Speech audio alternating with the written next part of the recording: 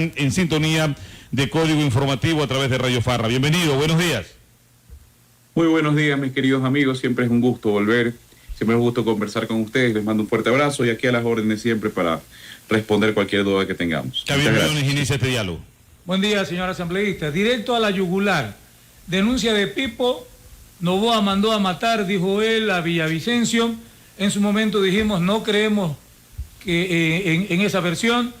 Como dijo una novela europea, algo huele mal bajo los puentes de Dinamarca en su momento, y usted destapa la olla cuando da el nombre de una abogada ecuatoriana que supuestamente, según su información, viaja a Estados Unidos, se reúne con Pipo y es ella la que lo orienta para que haga esta declaración que no pegó como se buscó que pegara para armar un escándalo porque perdió credibilidad casi en el mismo instante.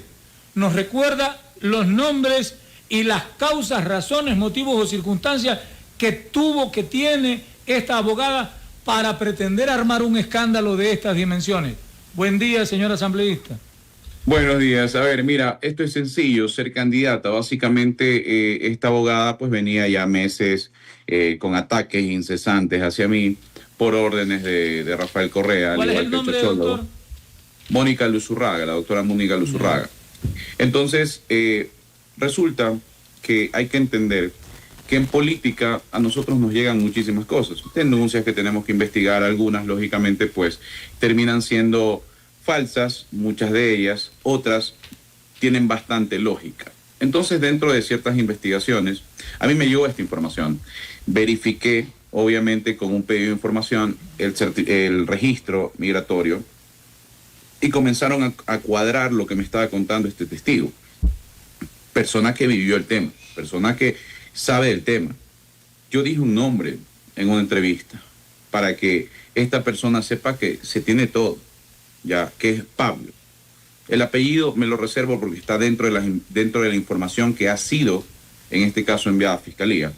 Porque ellos piensan que uno tiene que poner la denuncia, no entienden que cuando uno es autoridad no tiene que poner la denuncia, sino que envía la información para que Fiscalía arme la investigación y ellos verán lo que hacen.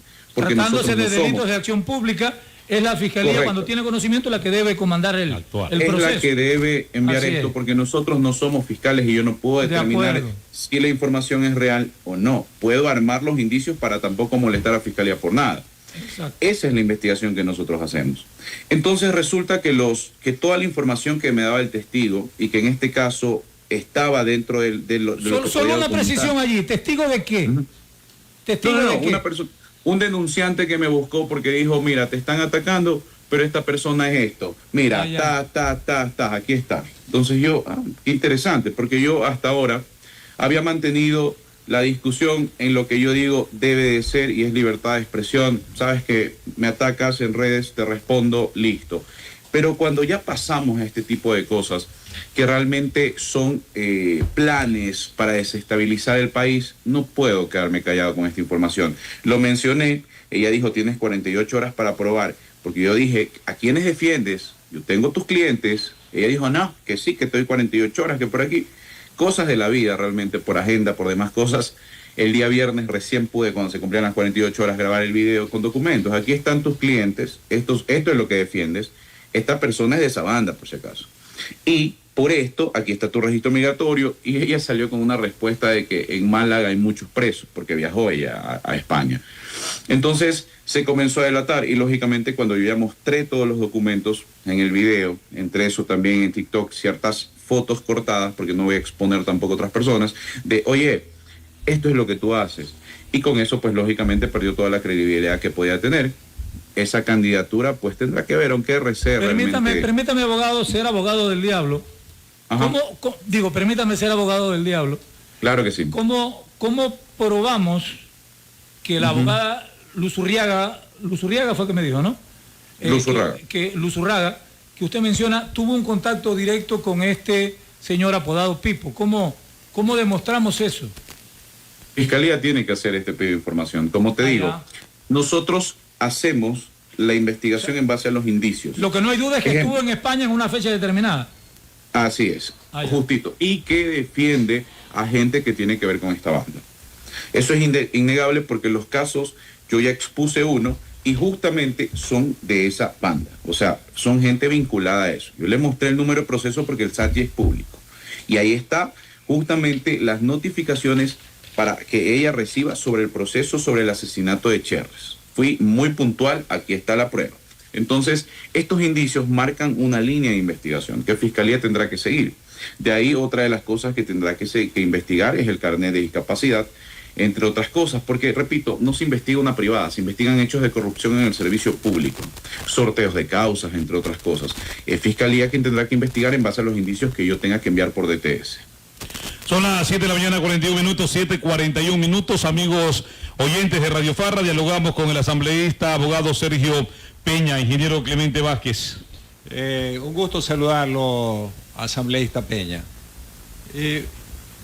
Yo veía en la información nacional que casualmente que se había buscado de testigo a un delincuente para señalar al presidente de la República, lo que buscaba de alguna otra manera el desprestigio del presidente de la República que representa al Ecuador, en este caso al Ecuador.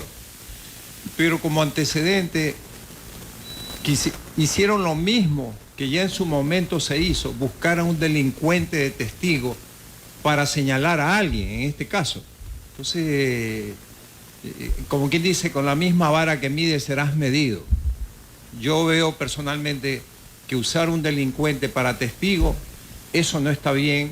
Yo no soy abogado, ustedes los abogados tendrán que buscar cuál es la salida.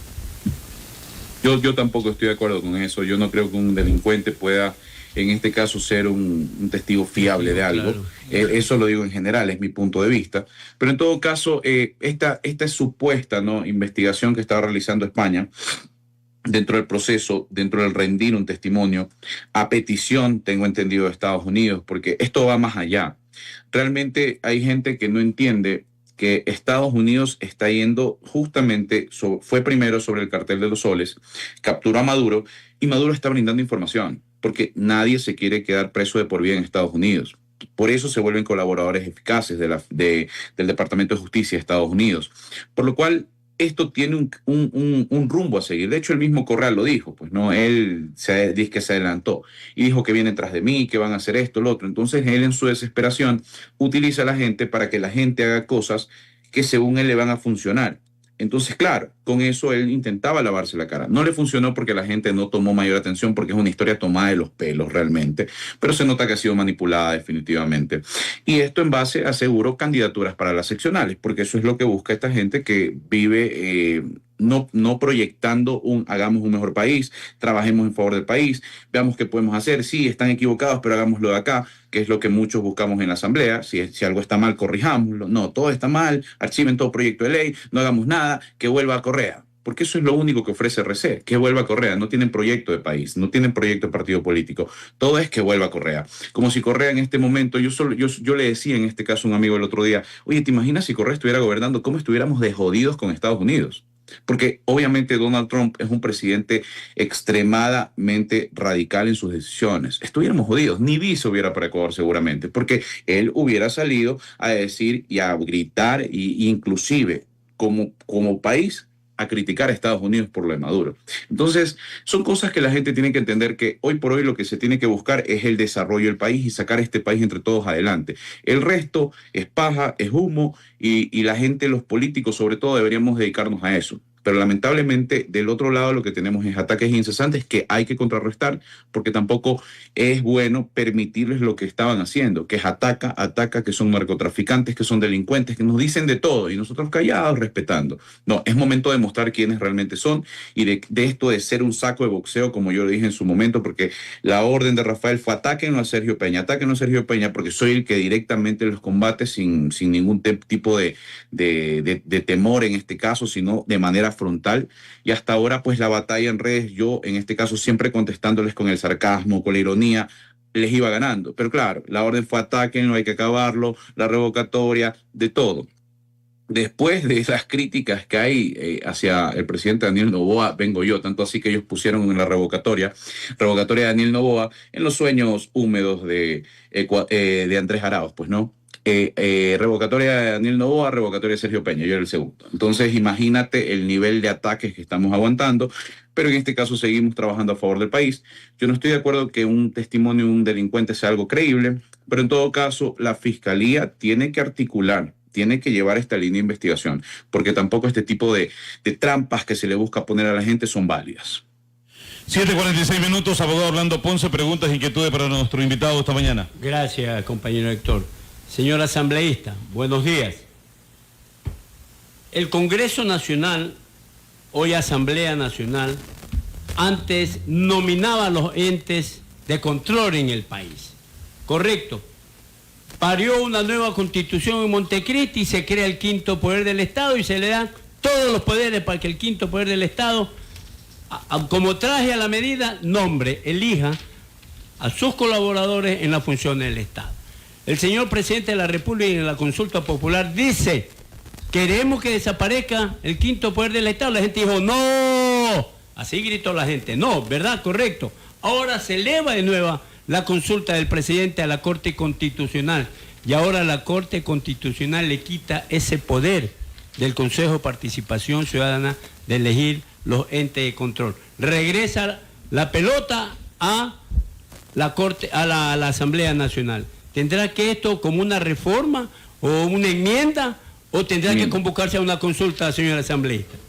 No, mi querido amigo, la Constitución nos dice claramente los procedimientos legales para hacer ciertos cambios, ¿no? Lógicamente una reforma, una enmienda es diferente, pero la enmienda necesita 101 votos en la Asamblea Nacional, ¿ok? Lo que hizo la Corte fue decir, ok, porque el presidente hizo 4 consultas. Dentro de las 4 consultas hay algo que a mí me llama la atención y le digo, ecuatorianos, por favor, miren la Corte que tenemos. Miren la Corte Nacional, la Corte en este caso, perdón, constitucional que tenemos. Es una vergüenza. Una de las preguntas era crear un registro de violadores y agresores sexuales para que, obviamente, con este registro, esta gente no pueda volver a trabajar cerca de niños, a trabajar cerca de mujeres. Eso es priorizar los derechos humanos de las víctimas, de los niños, por encima de cualquier delincuente agresor sexual.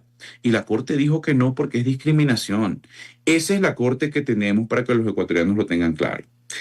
En este caso, la única que aprueba es que se pueda hacer la enmienda donde se regrese, como bien usted lo dice, los poderes de elección a la Asamblea.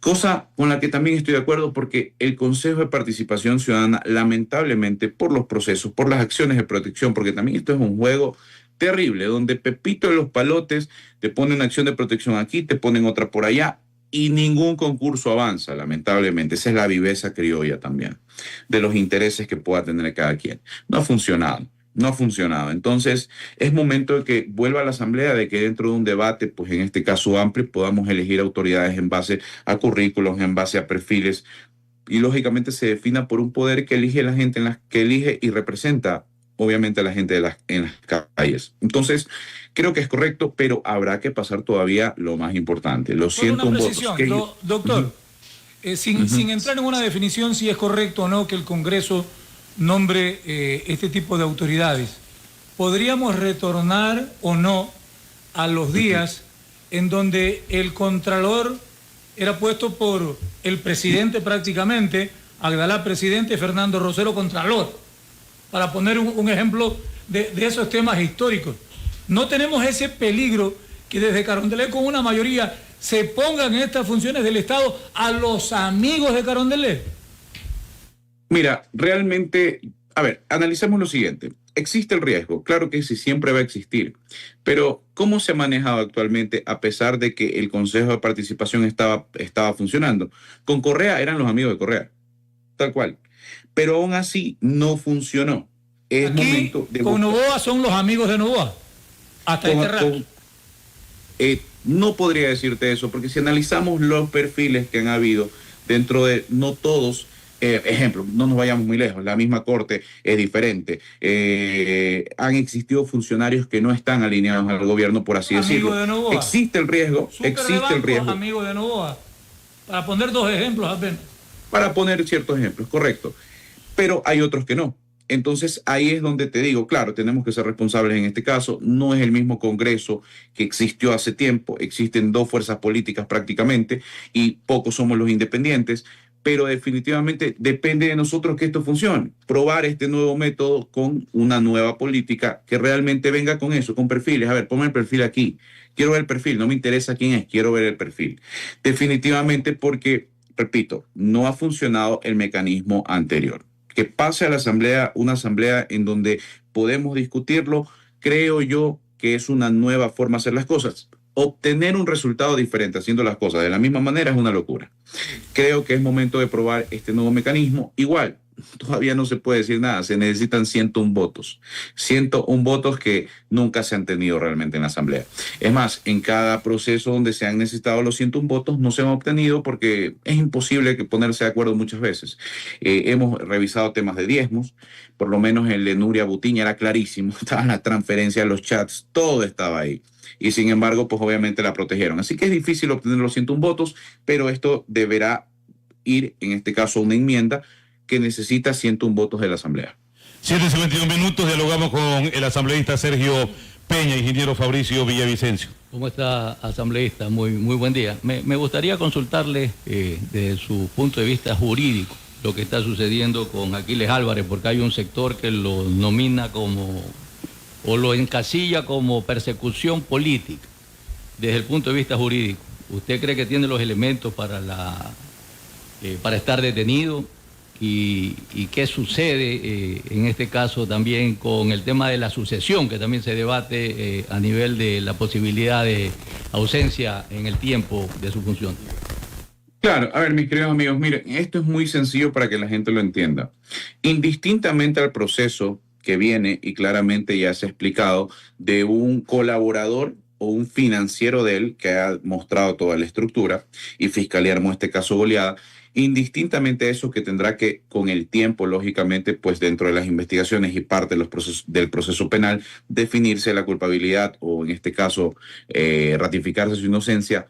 Aquí el punto neurálgico es el tema de la medida cautelar. Lo siguiente, amigos, para que se entienda, todos nuestros amigos que nos escuchan de manera didáctica, ¿cómo un juez te puede dar una medida alternativa a la prisión preventiva si tú en otro proceso estás incumpliendo esa medida? ¿Por qué? Por el famoso grillete. Cuando se llega a la casa y se le hace el allanamiento al señor Aquiles Álvarez, él no portaba el grillete.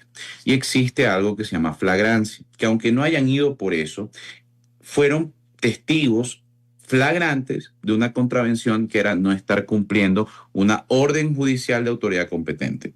En este caso, eso tendrá que llevarse a otro proceso penal, porque eso es, en este caso, si mal no recuerdo, el artículo 282 del Código Orgánico Integral Penal, te habla de incumplimiento de decisiones de autoridad competente. Lo que quiero decir que no es una contravención, sino un delito. No, sí, claro, pero en ese momento tú no puedes calificarlo como delito porque tiene que seguir un proceso penal. Normal. Eso va a la audiencia de flagrancia. Claro. Claro, pero Correcto. en la otra audiencia, en el otro proceso, yo sí puedo utilizar esa flagrancia dentro de lo que estoy viendo como un elemento para decir existe riesgo procesal de fuga. Porque, señor juez, en el otro proceso que tiene, el señor tiene un grillete y no lo estaba aportando, por lo cual incumplió, por lo cual existe un riesgo procesal, existe riesgo de fuga y existe riesgo de incumplimiento porque ya demostró que no cumple la primera medida, por lo cual solicito la prisión preventiva como medida eficaz, pertinente y conducente.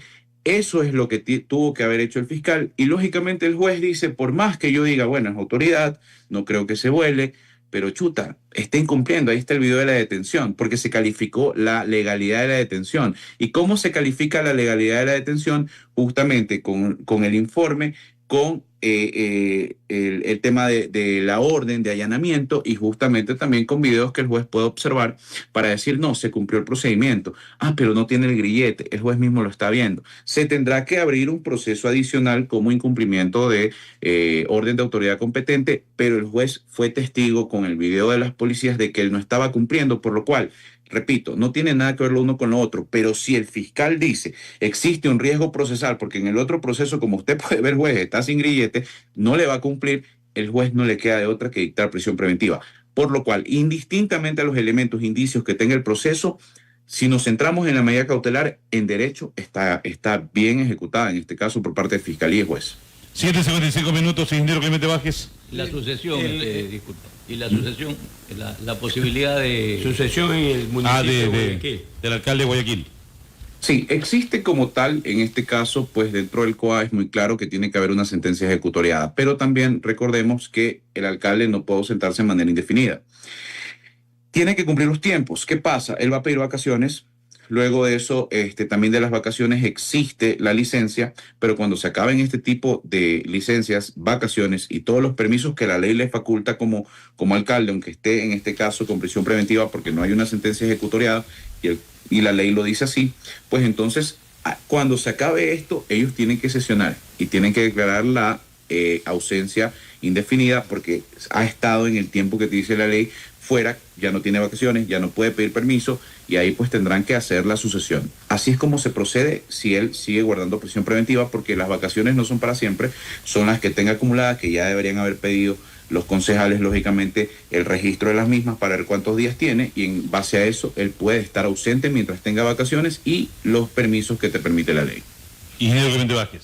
Tengo unas inquietudes porque ante muchos ciudadanos ecuatorianos la gente cree que él es un perseguido político, pero todas las denuncias de él, inclusive las nuevas denuncias, fueron antes de ser alcalde. Por decir, el hecho mismo del tema de bachiller, que no es bachiller, la otra que... Disculpen que lo diga, porque antes hubo un economista que no fue economista, y ahora también el hecho de estábamos hablando que, por decir, a mí me inscribieron, yo soy nacido en el 56, me inscribieron en el 58, pero con el año 56. Pero él también tiene la otra fecha que se cambió la fecha, yo no sé, pero todo fue antes de ser alcalde. Entonces, pero él dice que es un perseguido político. Mira, yo siempre lo voy a decir, ¿quién es primero perseguido político? En este caso es la persona que realmente se le están inventando cosas. Acá se está mostrando con pruebas que se cambió la edad. Se está mostrando con pruebas que no hay registro de su título de bachiller. Se está mostrando con pruebas. Entonces yo sí creo que la gente, fuera de pensar o creer en estos discursos de persecución política, tiene que entender y revisar y, como digo yo, dudar de todo y realmente verificar. ¿Para qué? Para que no les vean las caras. Porque lamentablemente esta gente te dice, hay persecución política, pero le sacas la prueba de ¿cómo es que se llama? De que se falsificó la edad. No dice qué cosa, es perseguido político, pero anda falsificando títulos. Entonces es terrible lo que se está viviendo. Pero claro, Fiscalía lo tendrá que determinar de manera objetiva. Fiscalía lo que tiene que hacer es un buen trabajo. ¿Para qué? Primero, para que la gente tenga certeza de que cuando Fiscalía hace, porque Fiscalía también se equivoca. A mí me pasó, de hecho. Entonces, Fiscalía también se puede equivocar o se puede utilizar mal. Eso es así, no nos hagamos que Fiscalía nunca se equivoca, pasa. Pero ¿qué pasa? Cuando tú te sabes inocente, enfrentas el proceso porque sabes que vas a salir bien, das la cara, no huyes, no eres prófugo como ciertas personas, que mientras sus compañeros están presos y está bailando pues en Europa, eso es ser un traidor. Mientras sus compañeros se pudren en la cárcel por los delitos que él cometió, el tipo está que baila y tuitea y pasa todo el día jodiendo al país porque literalmente no propone, solo pasa atacando. Él se cree el salvador, pero no puede salvar ni siquiera a sus amigos de la cárcel. Así, ese es el traidor que tienen. Y lo único que quieren es que vuelva.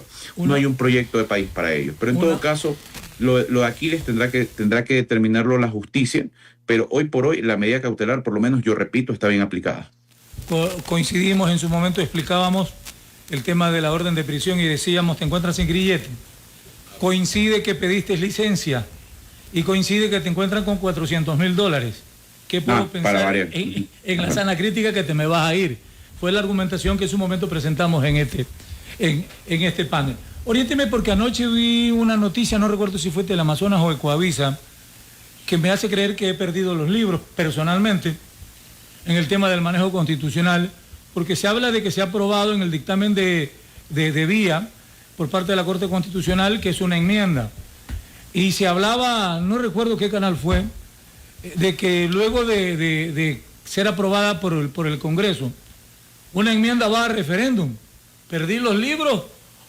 O la información está errónea, porque hasta donde supe, la enmienda no necesitaba ir a referéndum, sino que necesita las 2/3 partes, que en este caso son 101 votos, con lo que si se consiguen, eso pasa directamente al registro oficial. Pero vi esta noticia y me dije, ¿cuándo hubo esta reforma? Que no me enteré.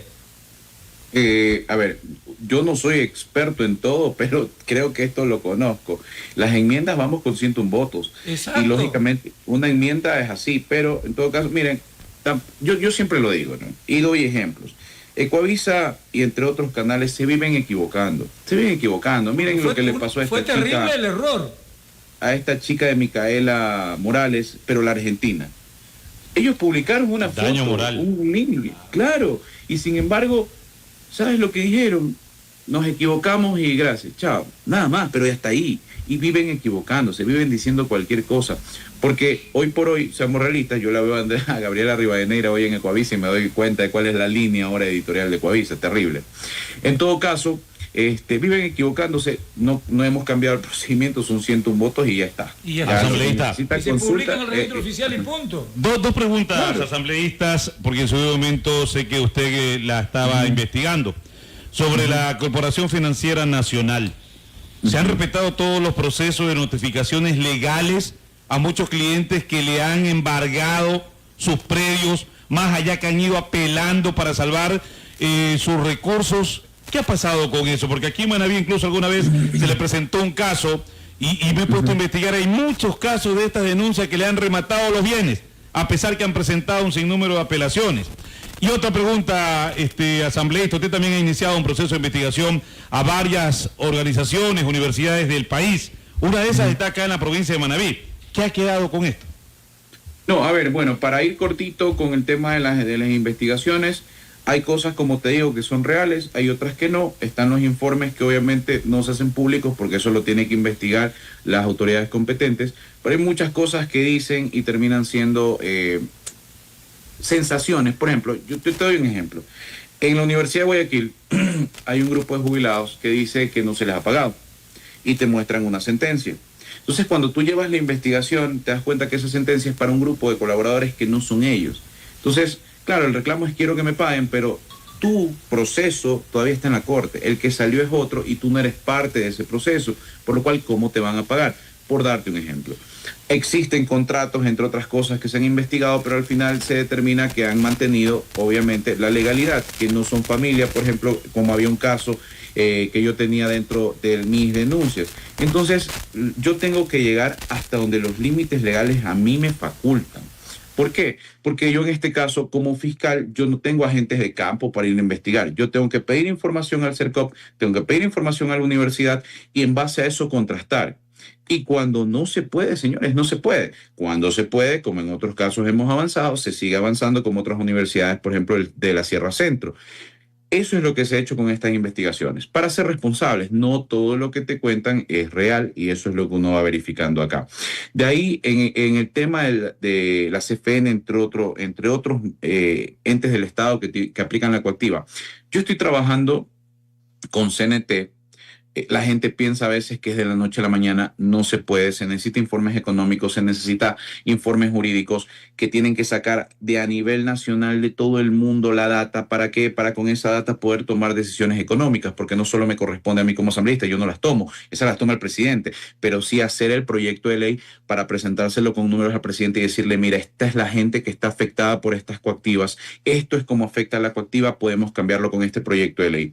Por ejemplo, dentro de esta reforma al COA, una de las cosas que estoy poniendo es que en cualquier momento se puede presentar una oferta de pago. Porque hoy por hoy, cuando ya entras a la fase de remate, justamente, y muchas veces sin haber sido notificado, como pasa, justamente vienen estas chanchulladas. Vienen estos funcionarios públicos que como sabidos se la quieren sacar y terminan ellos beneficiándose de estas propiedades. Entonces, claro, una de las reformas, por ejemplo, es la notificación física. Desde ahí comienzan a correr los tiempos. Si no me has notificado físicamente y no me pruebas que me has notificado con mi puño y letra, desde ahí comienzan los tiempos para coactiva, para que no te aproveches ni CFN, ni CNT, ni nadie. Y en cualquier momento del proceso yo puedo presentar oferta de pago. en cualquier momento del proceso, y se tiene que aceptar mínimo el 5%, sí o sí. No depende de la institución, porque hoy por hoy yo te hago la oferta y dicen, no, tienes que pagar más. ¿Para qué? Para hacerte lo imposible. No, acá mínimo el 5% me lo aceptas sí o sí, por oficio, por así decirlo, no por petición de parte. Yo voy con el 5, te lo pago en la cuenta del banco, y comenzó el proceso, y yo puedo seguir, y en ese caso yo puedo seguir pagando sin que el gobierno, o en este caso las entidades de gobierno, sigan abusando, porque hoy por hoy yo voy, hago mi oferta de pago, no, ya no puede porque está embargado, no, ya no puede porque eso es poco, eso no puede, tiene que mínimo el 50, el 60, que es imposible muchas veces, y por eso los procesos terminan justamente en estos hechos de corrupción. 8 de la mañana, 5 minutos, 8, 5 minutos. No sé si una pregunta final sobre la aprobación del 70-30% de la Asamblea Nacional en el presupuesto para los lugares provinciales. Sobre el mismo tema de la coactiva, la Asamblea Nacional aprobó varias leyes que benefician a varias personas que debían o deben en instituciones bancarias públicas, ¿no? Pero ni siquiera eso le han querido acoger en la CFN. Que eso es terrible, eso debe haber una sanción para los funcionarios, porque te puedes imaginar, la Asamblea aprueba una ley, la ley de turismo y otras leyes que le han beneficiado casualmente quienes han arriesgado aquí en este país, a pesar de la inseguridad y a pesar de los momentos duros que se vive aquí en el Ecuador. Ni siquiera eso le han querido acoger. Deben haber sanciones para ese tipo de funcionarios, porque lo más que recaudar, lo que buscan es beneficiarse en la parte personal. Y nos dimos cuenta de eso, mi querido amigo, por eso estamos trabajando en este momento en la Comisión de Justicia. La doctora Rosy Torres, estamos trabajando en lo que tiene que ver con la ley de repetición. Es importantísimo porque existe el derecho constitucional como tal, la figura de la repetición, pero no se puede aplicar porque no existe una ley clara, una ley que vaya directo a la vena, como decimos nosotros, pero en este caso se está trabajando justo para eso, para que estos funcionarios irresponsables tengan una repetición sobre lo que han causado, porque hay gente que pierde plata, hay gente que pierde sus bienes, hay gente a la que no se le respetan sus derechos, y esta gente, ¿qué tiene que hacer? Cruzarse los brazos y quejarse. Pues no, con esta ley de repetición los funcionarios inmediatamente podrán ser, en este caso, al tener la ley de repetición normada, tendrán que repetir y tendrán que pagar el daño que le han hecho a la gente. Es decir, ya no es como que yo nunca voy a pagar, porque al final el Estado es el que paga. No. De aquí en adelante ellos con sus bienes tendrán que hacerse responsables. Yo tengo una inquietud, señor asambleísta. Por ejemplo, hay casas comerciales, entidades financieras que te venden la cartera vencida a otras personas, y eso te ejecuta y te tiran a matar, pues, porque ahí lo que usted dice, arreglemos, ellos no aceptan arregle, ellos pagan o te ejecutan. Eso también no debería haber alguna ley que controle estos temas, mi querido asambleísta, nada más, y disculpe. No se preocupe, mire, realmente existe el problema, ya ahí entramos en el tema jurídico. Yo sí creo que como parte de Defensoría, la Defensoría del Pueblo debe hacer un trabajo más eficiente en esto. ¿Por qué? Porque dentro de la ley de consumidor existe que no se te puede cobrar interés sobre interés, existe el hecho de que no te pueden estar llamando a cada rato, existe el hecho de que se tenga que aceptar como tal la oferta del buen pago, en este caso de la buena conducta crediticia, es decir, yo quiero pagar, solucióneme, pero claro, que hacen estos estudios jurídicos, no, usted tiene que pagar porque si no le embargo el carro, me le llevo todo, cuando no pueden, pues no, eso tiene, la facultad coactiva es otra cosa, pero ellos te inventan de cualquier cosa con amenazas, y realmente en la ley existe, en la ley de consumidor está clarísimo, es una ley que no es perfecta, porque en algún momento quisimos meter más cosas, pero es una ley que en este caso puntual de las casas comerciales y demás, es bastante servil, sí sirve, sí se puede hacer. De hecho, hay abogados que explican esto en redes sociales. Pero, ¿qué pasa? Lamentablemente la Defensoría del Pueblo, que es el obligado por parte pública de hacer respetar los derechos de los consumidores, no está haciendo un trabajo prolijo. Creo que es hacia allá donde tenemos que apuntar. Definitivamente es un buen tema. Se lo voy a tocar a la Defensoría Pública porque hay mucha gente que desconoce. Y en una campaña informativa a través de redes sociales pueden saber cuáles son sus derechos y sobre todo que la Defensoría Pública está justamente para eso, para evitar el abuso en las casas comerciales. 8, 9 minutos para que pregunte el ingeniero Gutín Casanova y terminamos este diálogo asambleísta. Las entidades públicas nos dicen por acá, las entidades públicas hasta por $1 te mandan a coactiva. Así y te retienen las cuentas. Eso debería estar prohibido. Y con esta pregunta puntual y una respuesta puntual finalizamos esta entrevista, asambleísta, el ingeniero Agustín Casanova. Buen día, asambleísta. En una entrevista anterior usted habló de irregularidades en ciertas universidades. Nosotros esperábamos ya resultados, porque hay que reconocer que si hay un mal tiene la institucionalidad de este país, es la falta de confianza. La gente no confía en la asamblea, la gente no confía en nadie ya.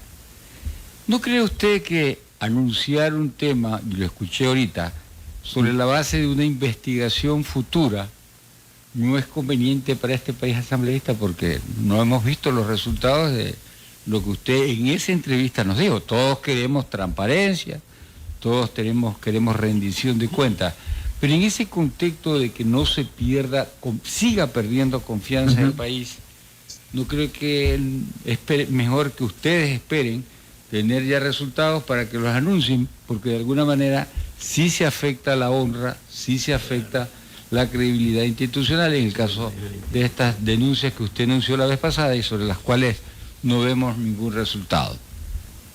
Claro, realmente, como lo dije, el proceso se hizo un informe, los investigados tienen su informe.